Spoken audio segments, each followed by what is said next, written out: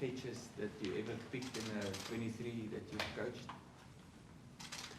Yes, I didn't necessarily look at that, but I think there is some guys that's obviously good towards the ball. Yeah, so I'm not. Yeah, yes, there is a couple of guys that do play towards the ball. Yes. So you were pleased the way your bench made an impact against the All Blacks 3 or 4 weeks ago? Yeah, I think it worked well in that specific game. Yeah, so yes, to answer your question straight up, yeah, I think the bench had a big impact, and not only in that game. I think our bench on the weekend had a big impact, and I think our bench, the Bombsquad that came on against Scotland, had a big impact.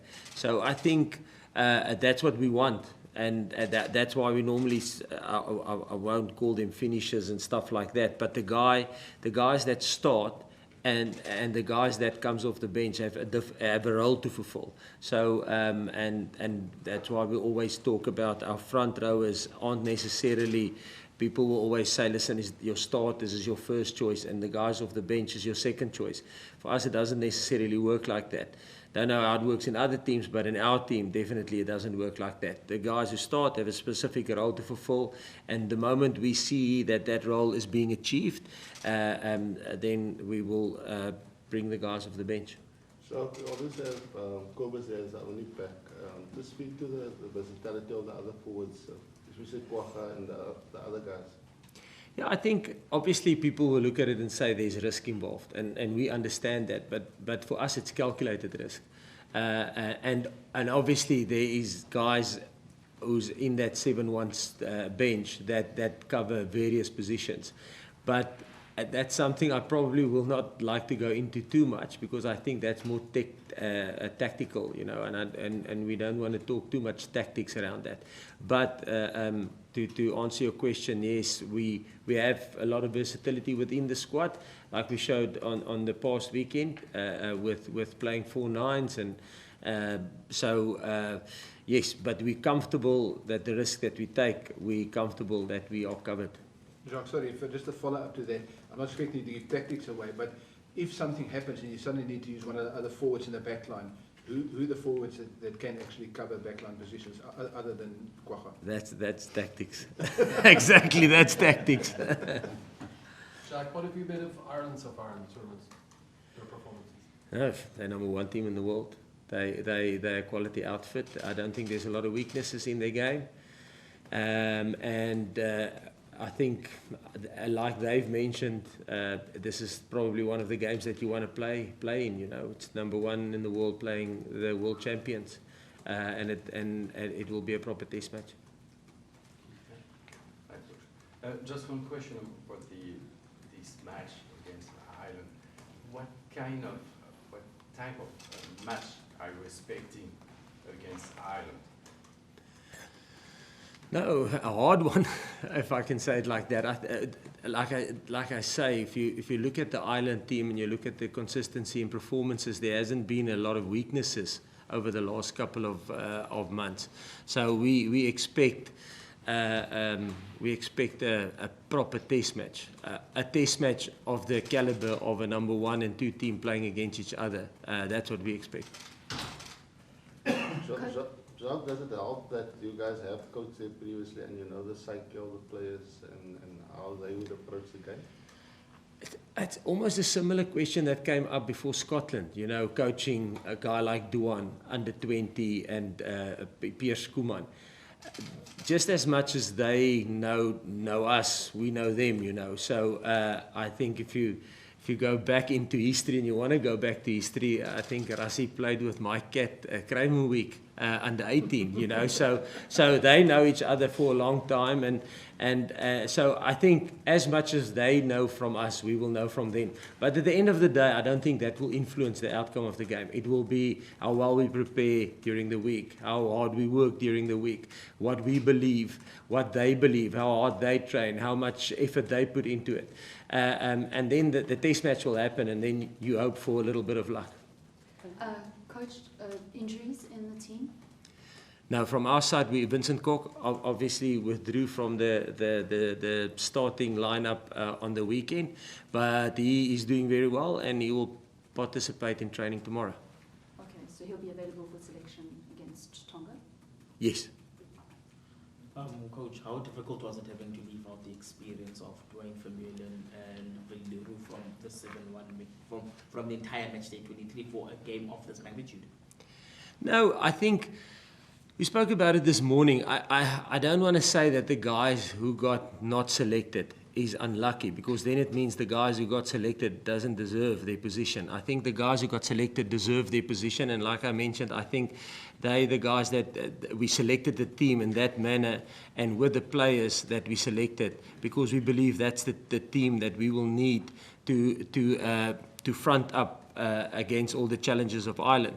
But yes, I don't think a lot of people would have found it different or will raise an eyebrow if we went with a Willie instead of a Gaza, you know. So I think we know as a group that the 33 guys that are here, it will take a group effort. We can only select 23, but the other guys have a role to fulfill in the week, and then in the upcoming games, they will have a role to fulfill.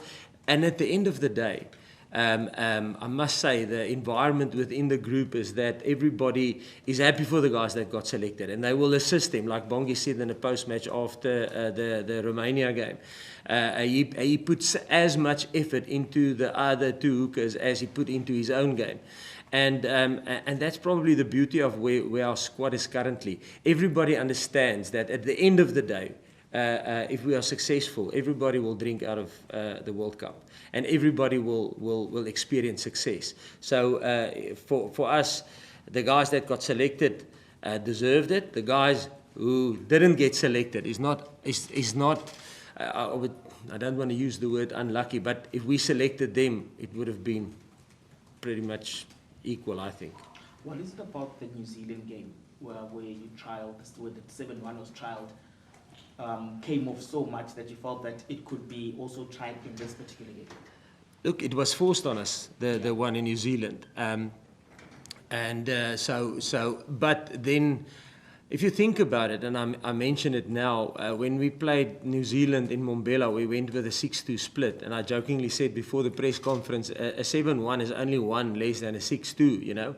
And in that specific game, Faf got a concussion in the first 2 minutes. Then you actually play with a 6-1, you know, because your bench guys already, the two backs that you had on the bench, they're already in the mix, you know. So I think, if you look at it like that, yes, there is risk. Like I say, there's risk with the 6-2, but it's calculated risk in our opinion. And your question was, did we think it was? What was it in the New Zealand game that informed that this could be tried in a big game? No, I don't think it's necessarily the New Zealand game. We obviously analysed Ireland, and yes, after looking at them and what they bring and what we think we will need in this specific game from a tactical point of view, and obviously trying to counter everything that they do, that's the reason we went with 7-1. I don't think necessarily Ireland and New Zealand are similar in how they do things. So it's for this specific game. This game will also determine who you will face in quarterfinal. Do you have a preference? No. I think, and it will be a nice talking point going up to the quarterfinals. The quarterfinals will be between I don't know what the world rankings currently are looking like, but it's probably between, if we do get out of our pool, we first need to get out of our pools. I don't even want to go there. I don't want to even speculate. No, we don't have a preference. We must make sure we perform against Ireland. We must make sure that we beat Tonga, and that we get out of our pool, and then destiny will determine who we play. Jacques, do you look at a match like this and kind of say, this is what I got into coaching for, a game like this on Saturday? Now, I think the way I got into coaching is a little bit weird, and I'm not going to go. I think I don't want to go into too much detail with that. But it is certainly, it's a game that you want to be involved in, definitely. and yeah, it's a game that it's a week that you want to be involved with. Obviously, the analysis that goes into them, and I think it will be the same for them. The analysis they do on us, and the plans they make for us, and the plans we make for them, to see if it works on Saturday. I think that's the thrill of it. Yeah. With the backs in particular, how difficult was the choice of the back selection, especially when you look at how the versatility options came off on Saturday and how well the backs in general have been playing throughout the tournament? No, I think, like I've mentioned before, I think with our backs, they understand that it's going to be a squad effort, and at the end of the day, the guys that we selected for this game isn't necessarily the guys we will select for a quarterfinal, if we do make it to a quarterfinal. So and I think everybody understands it like that. So we open and honest with the players, and they understand our thinking behind it. They buy into the thinking behind it, and that's the beauty of our squad currently. Yeah. So there isn't a big gap, I think. If you look at the back three that played on Saturday against Romania, and you look at the back three that plays this weekend, I mean, there's some exciting players. There's guys that can finish, that can score tries in both those two back threes. Yeah. 4 years ago, the 6-2 bench became the Bombsquad. Now with the 7-1, do they have to find a new nickname and make it like bigger? No, listen, that will probably be up to the media. They will decide that. Yeah. Well, it's not the media who made the Bombsquad; it's the players. Yeah, it was. It actually Francois Lowe. If I think back now, I can't remember actually. Yeah, I don't know. No, it will be up to them. Coach, you said, when you sat down, you said, oh no, you're in a good mood, you're feeling very happy. What makes you so happy tonight? No, I say that when I'm nervous.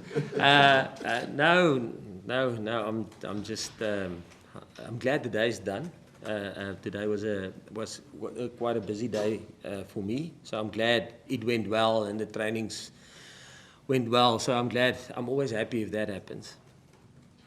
Jacques, if you look back over your period with the Boks, going back to 2018, I mean, now you only took over after the World Cup, but has there been periods where you've been more excited, more nervous before a game like this? I think, yeah, nerves. I won't say I'm nervous. I'm probably excited. Excited, like I mentioned. It's going to be a proper test match against two teams that have a good skill set. I think if you look at the two teams and you look at their age compared to our age, I think you will see that I don't know who they're going to select, but if you look at their squad versus our squad, you're probably going to find that they have a very experienced squad, probably between 29, 30 years of age. We probably between 29 and 30 years of age.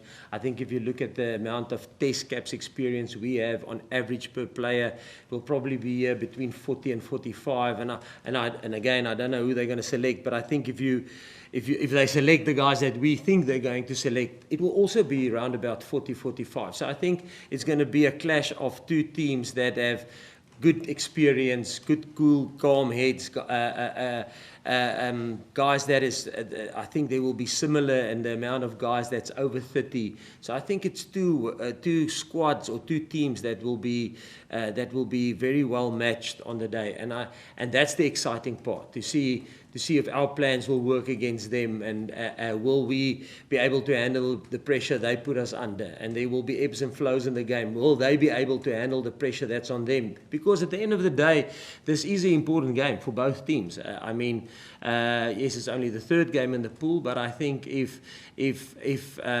Ireland slip up in this game, I mean, the Scotland game becomes massive. You know, when we slip up against them in this game, our Tonga game becomes massive. So there will be pressure in this game, and I think that's probably the exciting part. I won't say it's nervous, but it's an exciting thing to see how the players will handle it. You touched on the age thing. Sorry, this is the last one. You touched on the age thing. Have you done the analysis of when teams win the World Cups, what the average age is? Yes, we have had a look at that, yes. Where's your team in relation to that?